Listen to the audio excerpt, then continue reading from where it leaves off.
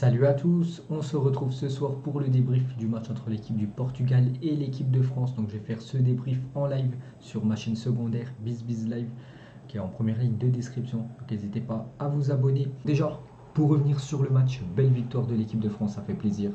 Quand on compare le match de mercredi soir et le match de ce soir, ça fait plaisir de voir une équipe de France vraiment à la hauteur de l'événement. C'est quand même le Portugal en face, très grosse équipe, hein, le Portugal dans le top 5 des meilleures nations actuellement de la planète et ils ont fait le taf. Hein, vraiment ce soir les Français, beaucoup d'occasions, on aurait pu marquer plus de buts. Bon, le Portugal aussi aurait pu marquer dans ce match. Mais voilà, côté français, on a eu énormément d'occasions début de match. Donc après, voilà, ce score de 1-0, c'est très bien pour l'équipe de France, surtout qu'on reprend la tête de ce groupe, hein, de ce groupe de Ligue des Nations. Donc belle prestation hein, de l'équipe de France, les gars, ça fait plaisir. Vraiment, il y a des joueurs qui ont marqué beaucoup de points ce soir. Hein. Il y a des joueurs qui ont fait des masterclass. Hein.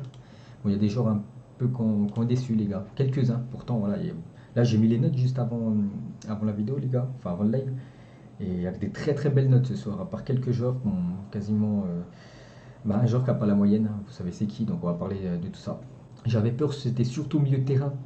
Parce que le milieu de terrain, j'avais vu Rabiot, Pogba qui n'était pas trop en forme. Rabiot c'est tout ou rien. Bon, ce soir ça a été tout, hein. Tant mieux pour l'équipe de France. Bon, Kanté, lui c'est toujours la même chose, il est très bon. Et je sais que le milieu du Portugal, c'est un très bon. Ouais, il y a des très bons joueurs au milieu de terrain. Hein. Voilà, Bernardo Silva, Bruno Fernandes, Danilo Pereira et Carvalho. Bon, après, les deux derniers, hein, Pereira et Carvalho, ils ont eu beaucoup de mal à ce soir hein, contre les joueurs de l'équipe de France. Ils sont trop lourds, les deux Portugais. Heureusement pour l'équipe de France, Renato Sanchez, il était forfait. Donc maintenant, on va noter. Voilà, ça c'est vraiment la partie où je préfère, les gars, donner une note à chaque joueur. Donc on commence avec Hugo Lloris. Donc Hugo Lloris, les gars, pour moi, c'est une note, j'ai mis une note de 8, les gars, Hugo Lloris. Donc très bon match, Hugo Lloris. Donc déjà, match à l'extérieur, il prend pas de but. Contre le Portugal, il y a quand même Cristiano Ronaldo, l'un des meilleurs attaquants de l'histoire du football. Il n'a pas pris de but. Donc gros match, hein. Il nous a fait des arrêts vraiment de ouf, surtout ça m'a opposé là en fin de match. Magnifique arrêt de Hugo Lloris. Puis même en première mi-temps, il était costaud, les gars. Il a eu quand même du taf, les gars, ce soir. Il a eu du taf, Hugo Lloris. Donc pour moi, ça mérite un 8. Voilà, c'est un très bon match. On passe maintenant au défenseur gauche. Donc le dernier match, et même depuis pas mal de temps, c'était quand même Lucas Digne. Et là, vraiment pour un match très important, parce que c'est quand même le Portugal en face. Là, voilà, Deschamps, il a ressorti ses joueurs cadres. Voilà, les gars qui ont joué la Coupe du Monde, qui ont gagné la Coupe du Monde. Et Lucas Hernandez, vraiment, moi j'adore ce joueur. Donc pour moi, les gars, Lucas Hernandez, j'ai mis une note de 7. Bon match de sa part. Il a été très bon, les gars, Lucas Hernandez. Beaucoup, et en fait, il a apporté beaucoup offensivement. Hein, parce qu'offensivement, les gars, il a quand même fait des passes de malade, surtout à Martial. En première mi-temps, c'est lui qui fait la passe D à Martial. Enfin, la passe D, Martial n'a pas marqué après, mais c'est lui qui lui a donné le caviar. Il a donné aussi en deuxième. Puis même hein, avec sa grinta et tout, vraiment, j'adore les gars, Lucas Hernandez. Et voilà, pour moi, ça mérite un 7, les gars. Bon match de sa part. Même en équipe de France, on est gâté niveau défenseur gauche. Comme je l'ai dit, on a Hernandez, on a Lucas Digne qui fait le taf. Hein, Lucas Digne, pour moi, c'était le meilleur joueur mercredi contre la Finlande. On a Ferland Mendy aussi. On peut même prendre Benjamin Mendy. Bon, maintenant, c'est compliqué hein, pour Mendy d'avoir une place dans l'équipe de France. Mais voilà, Hernandez, les gars, j'adore ce joueur. Il a une grinta, voilà, c'est ça, t'as dit Camille. La grinta, comme il avait à la Coupe du Monde. On passe au guerrier Kimpembe. Alors, Kimpembe, ce soir, il nous a fait une masterclass, un très gros match de Kimpembe. Donc, déjà, pour moi, ça mérite un 8. Sa prestation ce soir, il a été énorme. Hein, j'hésitais avec 9. Bon, on va quand même laisser 8. Donc, il a vraiment très bien canalisé quand même Cristiano Ronaldo. En face, on l'a pas trop vu hein, sur CR7. Puis, ça a été vraiment un guerrier. Hein. Kimpembe. Il est revenu dans ce stade quasiment 3 mois jour pour jour après la défaite du Paris Saint-Germain en finale contre le Bayern. Donc c'était un stade un peu maudit on peut dire pour lui, mais soit vraiment très bon les gars Kimpembe. Hein. Rien à dire les gars. Gros match de sa part. Que ça soit dans l'envie, que ça soit dans l'impact. On a bien vu, hein, pas mal de fois les gars, il a posé son. Ouais, il y a eu tête contre tête avec Cristiano Ronaldo. Mais bon voilà, il allait au combat les gars ce soir Kimpembe. Donc gros match. Hein. Ensuite on passe à Raphaël Varane. Donc Raphaël Varane. Donc on va pas parler de sa situation au Real Madrid. Moi juste voilà les derniers matchs hein, il a fait pas mal de boulettes, beaucoup de buts contre son camp, il n'était pas trop en confiance. Donc là il revient dans le groupe France. Bon il a été remplaçant contre la Finlande. Bon c'était un match amical, on s'en fiche. Mais là ce soir il était présent les gars, Raphaël Varane. Très bon match. Vraiment son atout, on l'a vu ce soir, hein. C'est la vitesse. Il y a un coup je crois il a rattrapé, c'était Diogo Jota. Pourtant il avait 1 ou 2 mètres de retard, il a rattrapé directement. Puis même il a été bon. Donc pour moi ça mérite une note de 7. J'ai mis 8 Kimpembe, 7 Varane. Voilà, parce que Kimpembe, vraiment, il m'a fait une impression de ouf ce soir. Mais Varane, il était très bon. Donc pour moi, c'est 7 pour le défenseur du Real Madrid. Ensuite, on passe à Benjamin Pavard. Donc si vous regardez bien la défense, les 4 défenseurs, c'était les 4 qui avaient commencé la finale de la Coupe du Monde, enfin quasiment tous les matchs, à part un, bien sûr, Kimpembe à la place de Umtiti. Donc on termine avec Pavard.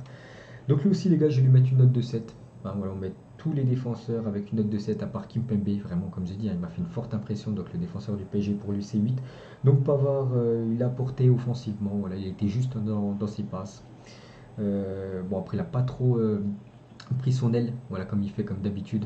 Bon, après, c'était quand même le Portugal en face, hein, il fallait quand même rester voilà, quand même derrière, hein, pas faire n'importe quoi, parce que ça va très vite côté portugais devant. Donc il a fait son match, les gars, Pavard, il n'y a pas trop de trucs à dire sur lui. Voilà, bon match de sa part. On passe au milieu de terrain, donc je sais pas si on commence direct avec le milieu défensif. Après, c'est les deux MC, on va commencer directement à gauche, les gars. Donc, Adrien Rabiot.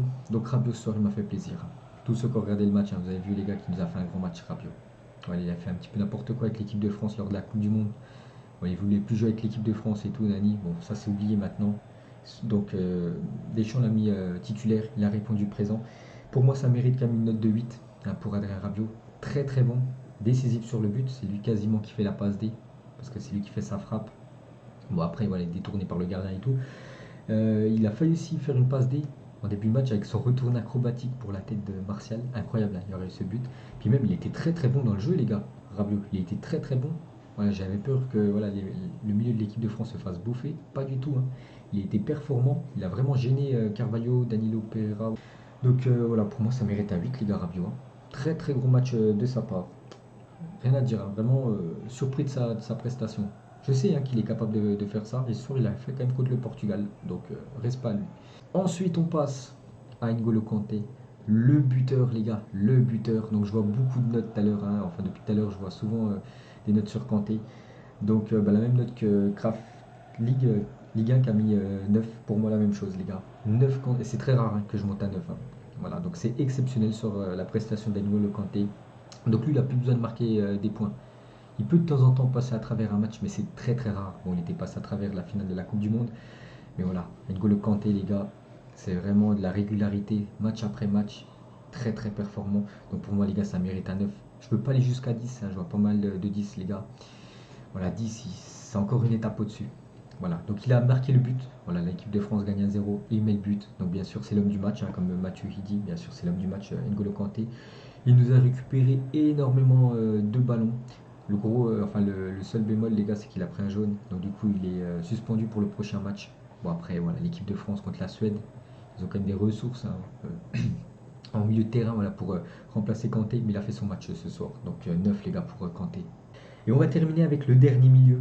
Un joueur qui était depuis quelques temps où c'est compliqué quand même sa situation. Surtout à Manchester, il a perdu quand même sa place de titulaire indiscutable. C'est Paul Pogba. Et ce soir, on a retrouvé un grand Paul Pogba. J'ai l'impression qu'il est vraiment très très bon contre les grosses équipes, hein, contre le Portugal. Et on l'a vu hein, contre la Finlande. Vous avez vu le match mercredi, ça n'a pas été le même Paul Pogba que celui qu'on a vu ce soir, les gars. Donc gros match hein, de Pogba, pour moi ça mérite un 8, hein. Donc les milieux français ce soir, c'est Rabiot 8, Kanté 9 et Pogba 8. Parce que j'avais peur hein, qu'il se fasse bouffer contre les milieux du Portugal. Et du coup, pas du tout, hein. Vraiment touché de balle, il a vraiment essayé de jouer simple. Parce que souvent, moi, ce que je reproche à Paul Pogba, c'est souvent il essaie de garder la balle, c'est avec sa protection de corps, tu vois. Il met le pied sur le ballon, puis il se met le dos à l'adversaire. Tu vois, ça fait ralentir le jeu, tout ça. Mais ce soir, vraiment, il a été fluide. Une touche de balle, tu vois, ça va. C'est très beau hein, de voir Paul Pogba comme ça. Puis surtout, son point fort aussi, les gars, c'est les transversales. Magnifique, hein. Mais il était quasiment à 30-40 mètres, hein. Ça tombait dans les pieds de Kingsley Coman. On passe au MOC, on terminera après avec les deux BU, hein, parce que ça a été une compo en 4-3-1-2 ce soir. Donc on va parler d'Antoine Griezmann.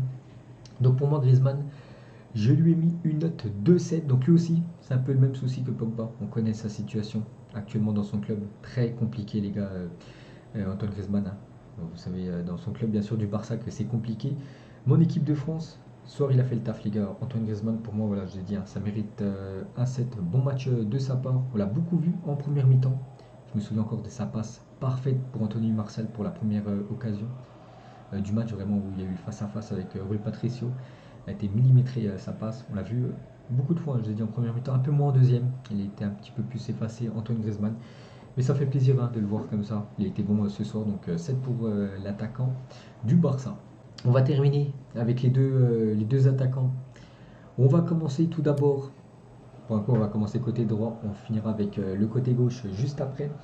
On va commencer avec le buteur il y a 3 mois dans ce stade, en finale de Ligue des Champions, qui fait encore beaucoup de mal au Paris Saint-Germain, Kingsley Coman.